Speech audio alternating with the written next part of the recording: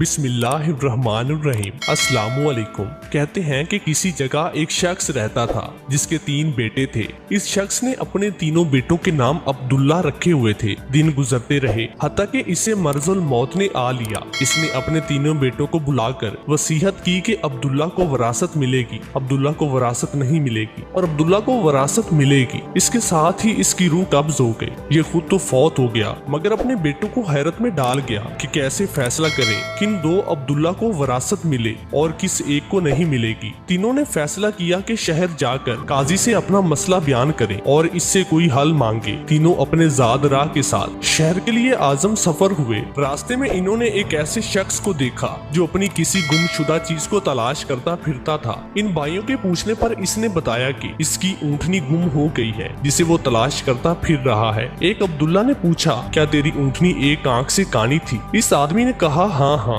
ऐसा ही था। दूसरे अब्दुल्ला ने पूछा, क्या तेरी ऊँटनी एक टांग से लंगड़ी थी? तो इस आदमी ने जल्दी से कहा, बिल्कुल सही, मेरी ऊँटनी वाकई एक टांग से लंगड़ी थी। तीसरे अब्दुल्ला ने ऊँटनी के मालिक से पूछा, क्या तेरी ऊँटनी की दुम कटी हुई थी? तो इसने खुशी से कहा, बिल्कुल ठीक, मेरी ऊँटनी की दुम भी कटी हुई थी। बस अब जल्दी से बता दो मेरी ऊँटनी कहाँ है? तीनों अब्दुल्ला ने मिलकर जवाब दिया, बाखुदा हमें आपकी ऊँटनी के बारे में कोई इल्म नहीं, हमने इसे हरगिज नहीं देखा। ऊँटनी का मालिक इनकी ये बात सुनकर गुस्से से पागल हो गया। इसने फैसला किया कि इस तीनों को खींचकर काजी के पास ले जाएगा। इसे पूरा यकीन था कि इसकी ऊँटनी को ये तीनों ज़िबा करके खा चुकी हैं और अब अपने जुर्म को छुपाने के लिए झूठ बोल रहे हैं। ऊँटनी वाले ने जब तीनों को अपना इरादा बताया तो इन्होंने कहा, हमें कोई एतराज नहीं क्योंकि हम खुद भी काजी के पास ही जा रहे हैं। जब ये चारों काजी के पास पहुँचे तो ऊँटनी वाले ने काजी से अपना किस्सा बयान किया। काजी ने इन तीनों से कहा, जिस तरह तुम तीनों ने ऊँटनी की निशानियां बताई है इसका एक ही नतीजा निकलता है कि ऊँटनी तुम तीनों के पास है। बेहतर है कि तुम अपने जुर्म का एतराफ कर लो।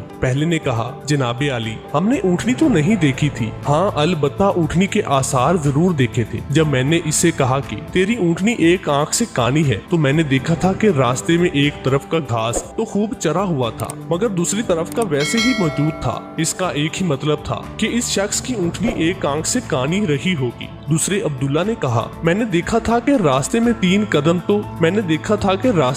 कदम तो गहरे लगे हुए थे जबकि चौथा कदम जमीन पर मामूली पड़ा हुआ था, जिसका मतलब बस इतना ही बनता था कि ये जानवर लंगड़ा भी था। तीसरे अब्दुल्ला ने कहा, ऊंट जब राह चलते हुए अपना गोबर गिराते हैं तो दुम से इधर उधर बिखेरते हैं, जबकि हम जिस राह से आए हैं वहाँ पर गोबर एक ही लाइन में सीधा गिरा हुआ था, जिसका एक मतलब हो सकता था कि ऊँटनी की दुम कटी हुई है जो अपना गोबर दाएं बाएं नहीं फैलाई। काजी ने बगैर किसी देर की उस आदमी की तरफ देखा और कहा, तुम जा सकती हो, तुम्हारी ऊँटनी इन लोगों के पास नहीं है और ना ही इन्होंने उसे देखा है। ऊँटनी वाले शख्स ने जाने के इन तीनों भाइयों ने काजी से अपना किस्सा बयान किया, जिसे सुनकर काजी बहुत हैरान हुआ। इन तीनों से कहा कि तुम आज की रात मेहमान खाने में ठहरो, मैं कल तुम्हें सोचकर कोई हल बताऊंगा। ये तीनों मेहमान खाने में जाकर ठहरे तो इन्होंने महसूस किया कि इनकी निगरानी की जा रही है। कुछ देर के बाद इनके लिए खाना लाया गया जो गोश्त के पके हुए सालन और रोटियों पर मुश्तमिल था। पहले ने खाने को देखते ही कहा, ये सालन कुत्ते के गोश्त का बना हुआ है। दूसरे ने कहा, रोटियां जिस औरत ने पकाई है वो हमल के साथ और पूरे दिनों से है। तीसरे ने कहा, ये काजी हराम की औलाद है।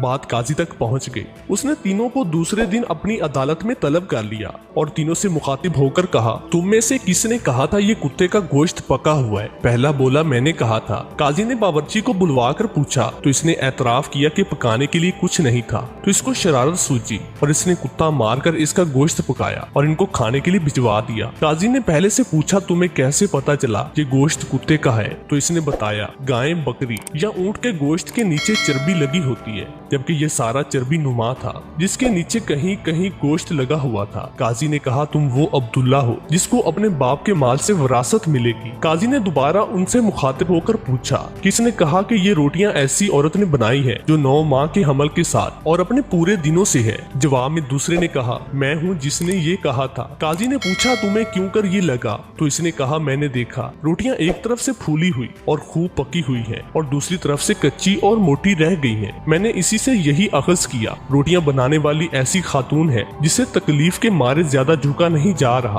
और वो सामने की चीज भी नहीं देख पा रही, जिसका मतलब यही बनता है कि औरत हामिला है और रोटियां बनाने में तकलीफ महसूस करती रही है। काजी ने इस दूसरे से भी कहा कि तुम वो अब्दुल्ला हो जिसे इसके बाप के तरका से विरासत में हिस्सा मिलेगा। फिर काजी ने तीनों से मुखातिब होकर पूछा कि किसने कहा था कि मैं वालिदुल हराम हूँ। तीसरे ने जवाब दिया कि ये मैंने कहा था। काजी उठकर अंदर गया और अपनी माँ से पूछा कि क्या ये सच है कि वो हरामी है। तो उसकी माँ ने कहा ये सच है कि तुम हराम की हो। काजी ने वापस आकर इस तीसरे अब्दुल्ला से पूछा तुम्हें क्यों कर मालूम हुआ मैं हरामी हूँ। तो इसने जवाब दिया अगर तुम हलाली होते मेहमान खाने में हम पर निगरानी ना मुकर्रर करते, ना ही कुत्ते का गोश्त पकवा कर हमें खिलाने के लिए भिजवाते और ना ही कच्ची रोटियां किसी मजलूम औरत से बनवा कर हमें खिलवाते। काजी ने उसे मुखातिब करते हुए कहा कि तुम वो अब्दुल्ला हो जिसे उसके बाप के माल से वर्सा नहीं मिलेगा। तीसरे ने हैरत के साथ काजी को देखा और पूछा मगर ऐसा क्यों? काजी ने कहा क्योंकि एक हरामी ही दूसरे वालिदुल हराम को ठीक ठीक पहचान सकता है और तुम भी मेरी तरह हराम की औलाद हो। विरासत पाने वाले दोनों अब्दुल्ला अपनी माँ की तरफ लौटे कि हमारे तीसरे भाई का क्या माजरा है। तो इनकी माँ ने कहा तुम्हारा बाप एक बार सुबह की नमाज पढ़ने मस्जिद गया तो उसे दरवाजे पर रखा हुआ पाया था, इसे घर लाया, इसका नाम भी तुम दोनों जैसा अब्दुल्ला रखा और इसकी परवरिश की। जी तो ऐसी होती है अरबों की हकायतें जिनमें हिकमत के दर्स भी होते हैं।